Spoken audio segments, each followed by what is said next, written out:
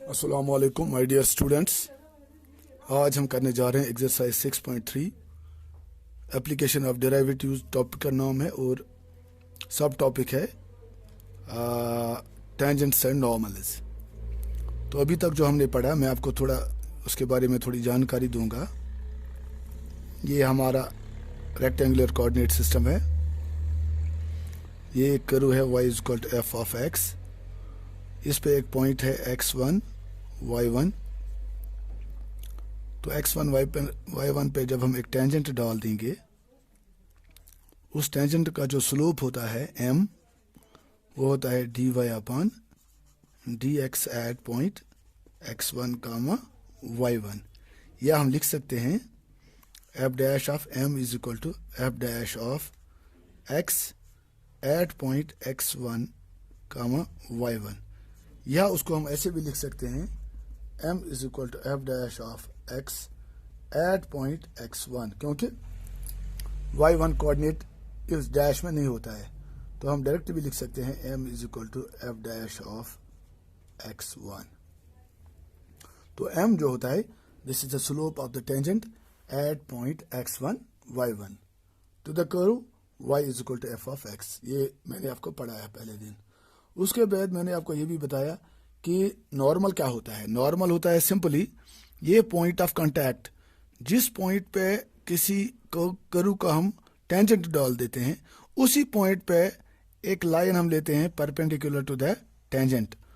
तो उस परपेंडिकुलर वाली लाइन को जो पॉइंट ऑफ कांटेक्ट पे होती है, उसको हम बोलते हैं नॉर्मल। क्या बोलते हैं? नॉर्मल। तो स्लोप ऑफ नॉर्मल, अगर मैं स्लोप ऑफ टेंजेंट को m1 मान के चलता हूं और स्लोप ऑफ नॉर्मल को m2 मान के चलता हूं, तो ये वैल्यू m1 का आएगा। m1 is equal to f'(x1). तो स्लोप ऑफ नॉर्मल जो आएगा, स्लोप ऑफ नॉर्मल, वो मैंने आपको बताया वो किसके बराबर होता है? -1 अपॉन स्लोप ऑफ टेंजेंट। क्यों ऐसा क्यों होता है? बिकॉज आपको पता है कि जब दो लाइन्स परपेंडिकुलर होती हैं, एक लाइन का स्लोप अगर m1 है, दूसरी लाइन का स्लोप अगर m2 है, तो जो दो लाइन्स परपेंडिकुलर होती हैं उनके स्लोप्स का प्रोडक्ट जो होता है वो होता है -1। तो ये टेंजेंट और नॉर्मल जो है, ये दो लाइन्स हैं। एक का स्लोप m1 है, दूसरी लाइन का स्लोप m2 है। तो इसका मतलब हुआ both are perpendicular, m1 into m2 -1। तो m2 किसके बराबर आएगा? -1 अपॉन m1। इसका मतलब क्या हुआ? Slope of normal is equal to -1 divided by slope of tangent. तो हम लिख सकते हैं m2 is equal to -1 upon, या लिखेंगे हम dy upon dx at x1, y1। या हम लिखेंगे m2 is equal to -1 upon f' of x1, because f' of x1 is same as dy by dx at x1, y1। ठीक है? तो slope of normal ये है, स्लोप ऑफ टेंजेंट ये है। तो उसके बाद इक्वेशन ऑफ नॉर्मल और इक्वेशन ऑफ टेंजेंट आपने सीखी है कैसे निकालते हैं। वो इक्वेशन ऑफ लाइन से निकलती है स्लोप पॉइंट स्लोप फार्मूला में, y minus y1 is equal to slope of the tangent, या m1 into x minus x1। अगर यहाँ slope of the equation of normal निकालनी हो तो m1 को हम रिप्लेस करेंगे बाय m2। तो फार्मूला एक ही है, y minus y1 is equal to m1 into x minus x1, या y minus y1 is equal to m2 into x minus x1। तो m2 होता है बराबर -1 अपॉन f' ऑफ x1। ठीक है? तो दिस इज ऑल अबाउट जो अभी तक हमने पढ़ा। अब हम क्वेश्चन पे आते हैं दोबारा।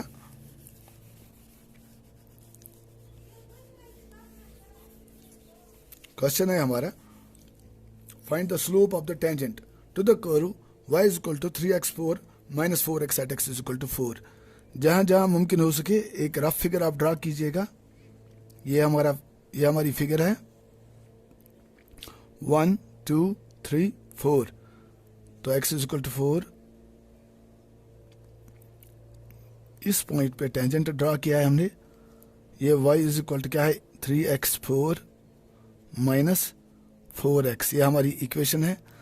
और ये जो है दिस इज द टेंजेंट, और एट पॉइंट 4 x कोऑर्डिनेट दिया हुआ है इसका, इस 4 पे, y कोऑर्डिनेट हम बाद में भी निकाल सकते हैं, तो वही तो हमने निकालना है। नहीं, वो हमने यहाँ निकालना है स्लोप ऑफ द टेंजेंट। तो स्लोप ऑफ द टेंजेंट आपको पता ही है, वो किसके बराबर होता है, अभी मैंने बताया आपको, m is equal to dy upon dx at the given point x is equal to 4 यहाँ पे है। तो मैं लिखूंगा here dy upon dx is equal to, differentiate कीजिए, 3 4 जार 12x cube minus 4 into x की डिफरेंशिएशन 1 है तो 4 आएगी। So therefore slope of the tangent at x is equal to 4 is dy upon dx at x is equal to 4, that's equal to 12 into 4 cube, because हमको x simply replace करना है bye 4, तो 12 into 4 cube minus 4 4 are 12 16 4 are 64 into 12 मैं लिखूंगा 12 into 64 minus 4, तो implies dy upon dx at x is equal to 4 is equal to 12 4s are 48, 4 carried, 12 6s are 72 plus 4 76 minus 4, that's equal to 764. So therefore slope of tangent at x is equal to 4 is 764 इसका answer आएगा। ठीक है, अब आप ये मत सोचना कि इतना बड़ा स्लोप क्यों आ गया, क्योंकि आपको मालूम है कि ये जो स्लोप होता है किसके बराबर होता है, एक्चुअल स्लोप होता है tangent function of the angle. ये लाइन है हमारी, ये इसके साथ एक्स पॉजिटिव एक्स एक्सिस के साथ एंगल अगर थीटा बनाएगा तो m is equal to tan theta. अब थीटा जितना बड़ा होगा, अब यहाँ पे देखिए tan 0 के बराबर है। अब अगर tan जितना थीटा बड़ा होता जाएगा तो tan 90 किसके बराबर आएगा, tan 90 इन्फिनिटी के बराबर आएगा। तो 0 से जब हम 90 की तरफ बढ़ेंगे, 0 से 90 की तरफ बढ़ेंगे, तो ये स्लोप जो है, स्लोप का वैल्यू कहाँ से आएगा, 0 टू इन्फिनिटी आएगा। इसलिए 0 टू इन्फिनिटी कुछ भी स्लोप आ सकता है, 764 भी इसका स्लोप आ सकता है। ठीक है, बात समझ में आ गई। सिंपली आपने डिफरेंशिएशन करनी है, dy बाई dx निकालना है, और उस पॉइंट पे जो दिया हुआ है उस पॉइंट पे dy बाई dx निकालना है by substituting the value of x। ठीक है, अब देखिए क्वेश्चन नंबर 2, 3 और 4, 4 के 4 क्वेश्चन एक जैसे हैं। आपको पता है ये एक्सरसाइज बहुत ही लंबी है, इसमें 27 क्वेश्चन हैं। अब अगर हम एक एक करके क्वेश्चन दिखाएंगे तो फिर इसमें पूरा हफ्ता जाएगा। इसलिए पहले 4 क्वेश्चन जो है 1, 2, 3 और 4, 4 के 4 क्वेश्चन बहुत ही इजी हैं। सिंपली डिफरेंशिएशन करनी है और x का वैल्यू जो दिया हुआ है यहाँ पे वो सबस्टिट्यूट करना है dy बाई dx में, so you will get slope of the tangent. ठीक है, चलो मैं एक और क्वेश्चन दिखाता हूँ आपको, क्वेश्चन नंबर 4 भी दिखाऊंगा आपको। Find the slope of the tangent to the curve y is equal to x cube minus 3x plus 2 at the point whose x coordinate is 3। x coordinate is 3 का मतलब क्या हुआ, x इज इक्वल टू 3। तो मैंने अभी आपको कहा हो सके तो आप एक फिगर बनाइएगा, 1 2 3 पे टेंजेंट डाला गया है। ये पॉइंट जो है, चलो ये इसका x वैल्यू क्या है, 3 है। तो इस पॉइंट पे x कोऑर्डिनेट जब 3 होगा, करू है ये y equal to x cube, ये करू दी हुई है y equal to dash dash dash. तो इस पॉइंट पे हमने निकालना है slope of the tangent. Slope of the tangent simply होता है dy बाई dx। तो मैं लिखूंगा here dy upon dx is equal to, या मैं लिखूंगा here slope of the tangent, here slope of the tangent के बदले में लिखता हूँ tgt। Hair slope of the tangent is equal to dy upon dx, और वो किसके बराबर है, 3x स्क्वायर माइनस 3 प्लस 2 का आएगा 0। So therefore dy upon dx at x is equal to 3। Slope of the tangent at x is equal to 3 किसके बराबर आएगा 3 into 3 square minus 3 3 3 9 3 27 minus 3 that's equal to 24 तो यही 24 इसका आंसर आएगा। बहुत ही सिंपल क्वेश्चन है। तो क्वेश्चन नंबर 2 और 3 आप खुद करोगे, ठीक है। तो मैं आपको दिखाऊंगा क्वेश्चन नंबर 5 और 6, इनमें से इन दो में से मैं एक दिखाऊंगा आपको, क्योंकि पैटर्न है 1 to 4 एक पैटर्न के क्वेश्चन है, 5 और 6 दो क्वेश्चन ऐसे हैं जो एक ही पैटर्न के हैं। तो इनमें से एक क्वेश्चन मैं दिखाऊंगा आपको। Question number 5, find the slope of the normal to the curve x is equal to a cos cube theta और y is equal to a sin cube theta at theta is equal to pi by 4। तो यहाँ ये जो equation है, equation of करू, ये आपको पता ही है, ये पैरामीट्रिक फॉर्म में दी हुई है। याद होगा आपको जब मैंने कहा था आपको कि अगर x is equal to f t, एक करू है, एक x का वैल्यू है, y is equal to g of f t, याद है आपको। तो d y upon d x क्या होता है, वो होता है d y upon d t सब divided by d x upon d t. तो जिस पॉइंट पे हमने इसका वैल्यू निकालना होगा वो वैल्यू हम आराम से फिर निकाल सकते हैं। तो यही मैं यूज़ करूँगा यहाँ पर पैरामीट्रिक फॉर्म। तो यहाँ से मैं निकालूँगा हियर, मैं लिखूँगा here d x divided by d theta, differentiating x with respect to theta, d x by d theta आएगा a into cos cube theta 3 cos square theta, क्योंकि पावर एक डिमिनिश हो जाता है, कम हो जाता है, into d by d x of cos theta is minus sine theta. तो that will be equal to, minus को हम बाहर निकालते हैं, माइनस 3a, 3 को भी बाहर, minus 3a sine theta cos square theta, this is my d x by d theta. Also अब हम निकालेंगे d y upon d theta.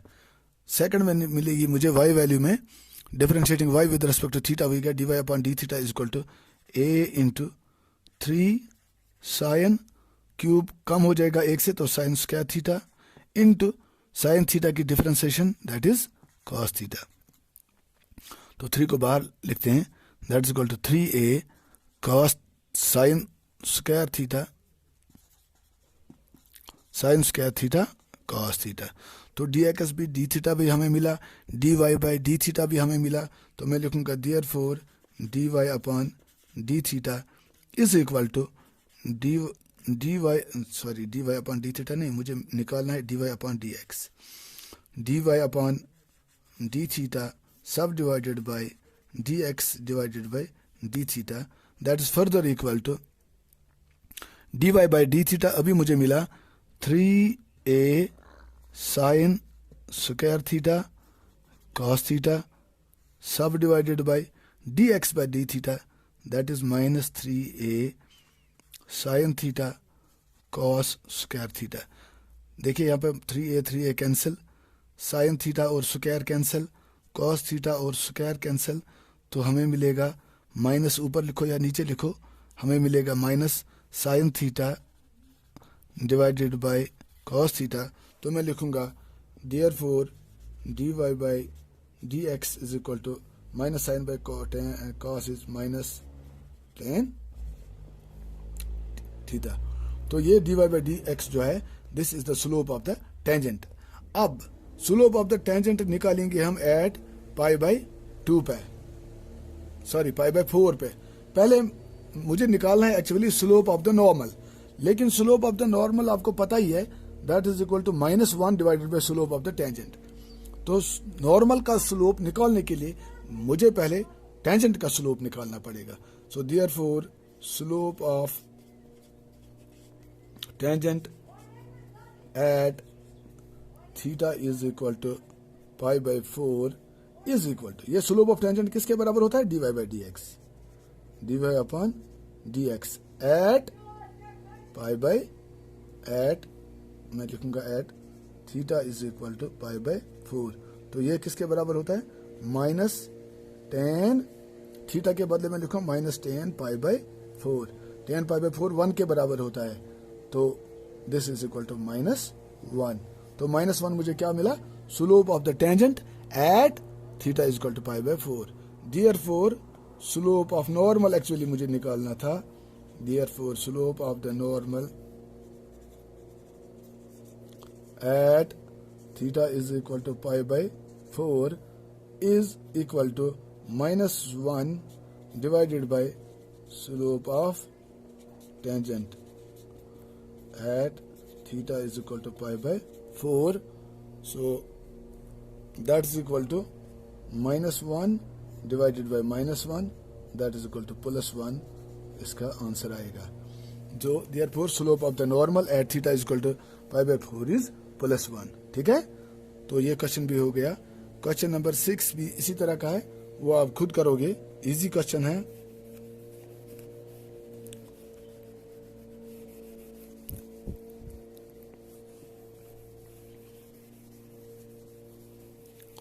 अब हम करेंगे क्वेश्चन नंबर 7। एक बात आप देखते जाइएगा कि जितना जितना हम इस एक्सरसाइज में आगे बढ़ते जाएंगे हमें थोड़े टफ क्वेश्चंस मिलेंगे। पहले 2 4 5 क्वेश्चन जो थे, 6 क्वेश्चन बहुत ही इजी थे। Slope of tangent and slope of normal निकालना था एट ए गिवन पॉइंट। अब क्वेश्चन नंबर 7 जो है, find the points at which the tangent to the curve y is equal to x cube -3x square -9x + 7 is parallel to the x axis. हमें find the points, पहले हम rough figure एक draw करेंगे यहाँ पे समझने के लिए।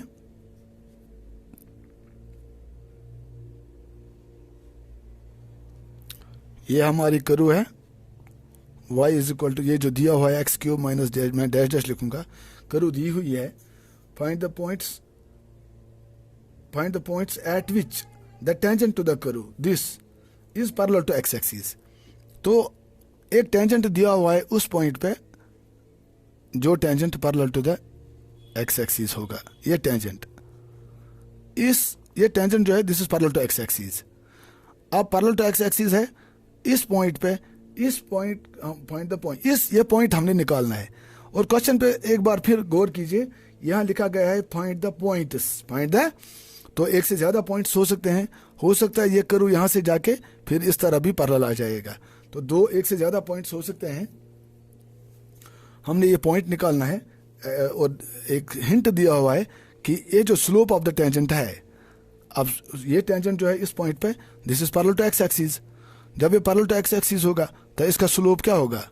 इसका स्लोप 0 के बराबर होगा। तो dy/dx दिया हुआ है 0 के बराबर। dy/dx जब हम 0 के बराबर लेंगे तो उससे हमें मिलेगा ये पॉइंट के कोऑर्डिनेट्स मिलेंगे। चलो मैं पॉइंट के कोऑर्डिनेट्स लेता हूं x1, y1। ठीक है, तो मैं लिखूंगा यहाँ पे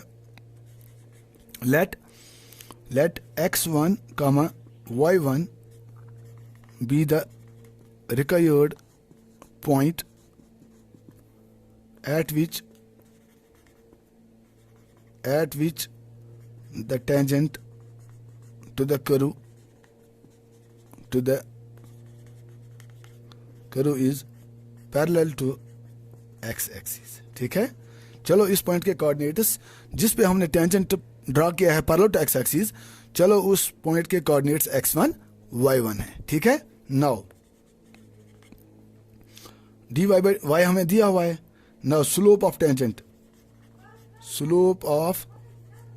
the tangent TGT to the curve is dy/dx is equal to, इसकी डिफरेंशिएशन करेंगे तो एक्स क्यूब की differentiation 3x square minus 3x square की 3 × 2 = 6x, फिर है -9x की 9। तो ये इसका स्लोप ऑफ द टेंजेंट आएगा। नाउ सिंस मैं लिखूंगा since the tangent is parallel to x axis, therefore dy/dx at point what x1, y1 is equal to 0। Naturally जब इस पॉइंट पे डाला गया टेंजेंट एक्स एक्सिस के पैरेलल है, तो उसका मतलब क्या हुआ? उसका मतलब ये हुआ कि ये जो पॉइंट है, इस पॉइंट पे डाला गया टेंजेंट, उसका स्लोप 0 के बराबर होगा, बिकॉज एक्स एक्सिस का स्लोप क्या होता है, 0 होता है। तो इसलिए dy by dx at x1 y1 is equal to 0 implies dy by dx at x1 at, या x1 में नहीं लिखूंगा, implies dy by dx, देखिए 3x स्क्वायर, तो मैं लिखूंगा 3x1 square, 3x1 minus 6x1 minus 9 is equal to 0। तो ये x1 वेरिएबल में एक क्वाड्रेटिक इक्वेशन बन गई। इम्प्लाइज 3 को हम कॉमन निकालते हैं, अंदर बचेगा x1 square minus 2x1 minus 3 is equal to 0। Implies 3 is not equal to 0, implies x1 square minus 2x1 minus 3 is equal to 0। Implies यहाँ मिडिल टर्म ब्रेक करेंगे, x1 स्क्वायर माइनस 3 में से 1 2 माइनस x1 3 2 3 1, हाँ minus में लिखूंगा 3x minus 3x1 plus x1 minus 3 is equal to 0। देखिए minus 3x1 plus x1 minus 2x1, ठीक है, वो 3 1 3। एम्प्लाइज यहाँ x1 को कॉमन निकालेंगे तो अंदर बचेगा x1 माइनस 3, फिर प्लस 1 को कॉमन निकालिए, यहाँ भी बचेगा x1 minus 3 is equal to 0।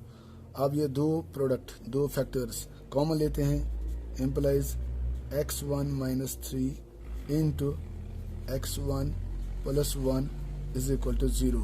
तो आपको मालूम है यहाँ हम क्या करते हैं, when the product of two things is 0 then either of the two is 0।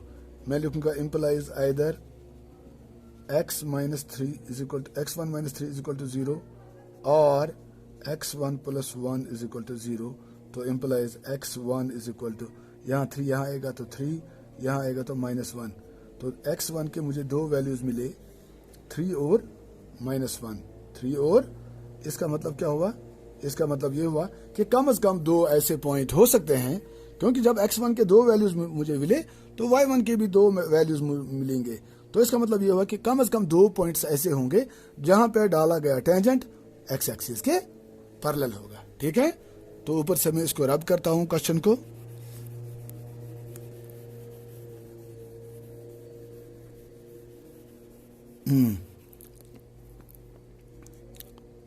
तो मैं लिखूंगा मैं लिखूंगा when x1 is equal to 3, पहले मैं लिखूंगा since x1 comma y1 lies on the curve, क्योंकि ये पॉइंट जो है ये पॉइंट ऑफ कांटेक्ट है, ये कर्व पे भी ये पॉइंट होगा और टेंजेंट पे भी यही पॉइंट होगा। Since x1 y1 lies on the curve, therefore it must satisfy y is equal to, जो हमारी कर्व थी, y is equal to x cube minus 3x square minus 9x plus 7। तो therefore y1 is equal to, therefore at x is equal to 3, x1 is equal to 3, y1 is equal to, देखिए ये point जो है x1 y1 ये curve पे है। अब जब x1 का वैल्यू 3 आ गया तो ये x1 y1 कर्व पे है, तो इसका मतलब है ये x1 y1 अगर हम कर्व के वैल्यू में देंगे y is equal to x cube minus 3x square minus 9x plus 7, इसमें अगर मैं पुट करूंगा x1 तो मुझे y1 मिलेगा, ठीक है। तो इसीलिए मैंने लिखा eight x1 is equal to 3, जब x1 का वैल्यू 3 आएगा उस वक्त y1 क्या आएगा, y1 आएगा x1 का क्यूब माइनस 3x1 का स्क्वायर माइनस 9x1 प्लस 7। तो इसका मतलब हुआ y1 is equal to x1 तो 3 क्यूब माइनस 3 इंटू 3 का स्क्वायर माइनस 9 इंटू 3 प्लस 7। तो implies y1 is equal to 3 3 9 9 2 27 minus 3 3 9 9 3 27 minus 9 3 27 plus 7, this and this will cancel, तो implies y1 is equal to -27 plus 7 is -20। हो गया एक value. मैं लिखूंगा at x is equal to -1, at x is equal to -1, x1 is equal to -1। तो y1 क्या आएगा? y1 आएगा -1 का क्यूब, फिर है -3x², 3 इंटू -1 का स्क्वायर, फिर है -9 इंटू -1 प्लस 7। तो implies y1 is equal to -1 cube is -1, -1 square is +1, +1 into 3 is -3, -9 into -1 is -1 is +9 plus 7। 9 और 7 16, 16 - 4 इज इक्वल टू 12। तो implies y1 is equal to 12। तो हमें क्या निकालने थे? पॉइंट्स। तो मैं लिखूंगा therefore the required points are point क्या था हमारा? x1 y1। जब x1 का वैल्यू 3 था और 3 उस वक्त y1 का वैल्यू मुझे क्या मिला था? -20, 3, -20। एंड जब x1 का वैल्यू -1 था उस समय y1 का वैल्यू 12। तो ये दो पॉइंट्स ऐसे होंगे जहां पे इस कर्व पे डाले गए tangent parallel to x axis होंगे। ठीक है, इसका मतलब ये हुआ ये कर्व ऐसे होगी, यहाँ पे भी एक टेंजेंट पैरेलल आएगा और यहाँ भी एक टेंजेंट पैरेलल आएगा। ठीक है, दैट्स ऑल। Allah Hafiz.